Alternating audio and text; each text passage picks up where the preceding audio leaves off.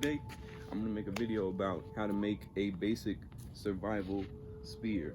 You're gonna need a couple tools for this. You might need like an axe, a saw, a chainsaw, anything that you can cut down wood with, and that's pretty much it. Might need a knife or something like that to shave off the bark, but aside from that, that's pretty much all you need. Just something to cut down the wood, and then everything else is dealing with how to manufacture the actual spear. All right, that's what we're gonna get into today. All right, so I got my spear here laying on the ground. As you can see, it's pretty long. I went ahead and cut it down with an axe. And what you're going to be looking for when you're looking for a prospect for your spear is going to be a tree that is a little taller than you. You also want it to be as straight as possible. I went ahead and used a young pine tree that was about 8 or 9 feet tall. It's easier to carry with you if you cut off all the branches, so you could either cut the branches while the tree's still standing or lay it flat down and cut them off that way. All right, so after you cut off all these things down as low as you possibly can, then that's when you are going to measure it before you make the big chop off the small end. I'm gonna explain why that is in a second. So pretty much here, you kind of want a spear ideally to not be taller than you. Anything really like this tall, this tall, is pretty much considered a lance. So a lance is actually a spear that is longer and is used primarily for melee combat. It's kind of used to keep distance. That's not what we're making. A javelin is also a spear that's really short and it's only used for throwing. That's also not what we're making. A spear lies right in the middle of both of those and is used for both reasons. With that being said, the next step is to cut off from the small end about 2 feet off of this, because I'm only around 5'10", so we're gonna cut about 2 feet off and get this thing down from about 9 feet to maybe 6.5 to 7 feet. Okay, so as some of you might have been able to tell, when I first, popped it up like this, you might have seen like a lot of wiggling at the bottom. Now that we kind of cut that off, the wiggling is still there a little bit, but it's not nearly as much. You have to put a significant amount of force for it to really wiggle so much. And with this kind of wood, you kind of want it to be able to wiggle, because that's what's going to give you, that kind of like aerodynamicness when you throw it. You just want to not have like too much wiggle. So that's what we just did by cutting off that, those 2 feet of wood on the end. Next step is going to be stripping the wood. So we're now going to peel off the bark and remove all the rough edges that are left over from the branches. And basically what that's going to create is just going to be a more practical grip on the spear, because if your hand keeps getting caught on all the little twigs left behind by the branches, it's going to cut up your hand and it's not going to feel very comfortable. So in order to avoid that, that's why you initially peel off the bark, and also to give it a nice refreshing look, and it'll just be more streamlined, more aerodynamic. Also, while in this video you see me stripping the wood with an axe, I usually prefer to use a knife, but if you use a knife, fair warning, you're at a much higher risk of getting cut. However, I just feel that a knife is way more practical in this situation because it makes the process go by a lot faster.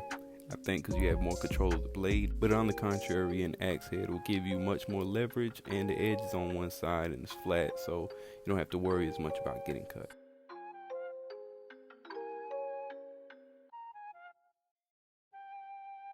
Okay, so the reason why I said earlier that we cut off the small end is because if you know anything about spears, is that you need to have a heavy side, because the heavy side is the spear point.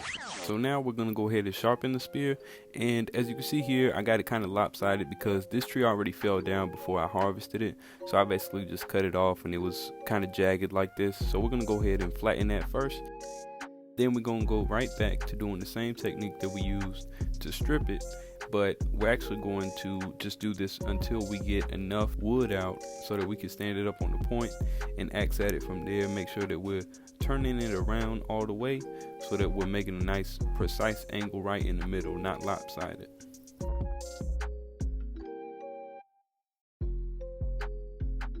So now that we have built the spear, if you have the accessibility or the availability to practice with it before you use it, in a survival situation, you would have to do this with your hands. Obviously you wouldn't have tools, but if you have tools available to you, a shovel and a rake are going to be good to make a target. Okay, so what we're going to do now is make a target.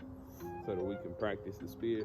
This target is made of leaves, dirt, and water. The reason why I decided to make a target separate is because you don't want to throw your wooden spear at a tree because it's going to ruin the tip. So you don't want to throw it at anything necessarily hard, but you still want to test the penetration, and you also want to be able to have it stick in the target. So that's why I decided to make this kind of target. It also has some elevation, so it gives you an advantage over just throwing it in the ground. Okay, now that we got this little target set up, we're gonna go ahead and test this out. See if we made something worth making. All right.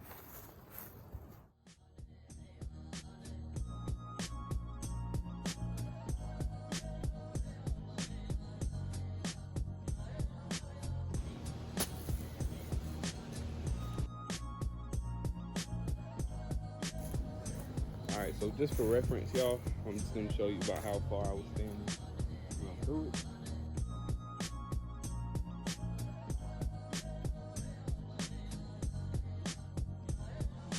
You should learn to both throw it, from up and downhill, and flat, of course, if you can.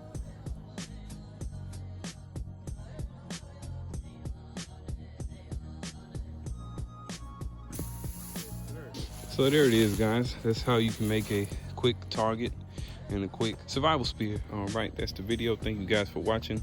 Please like, share, subscribe. Let me know what you think. If you'd like to see more videos like this or would like to see me do more combative things with things I make, then just let me know, because I already do that stuff. It's just a matter of videotaping it and putting it on here. So anyway, appreciate y'all. Y'all have a great day. Thank you, and I'll see you guys on the next video. Peace.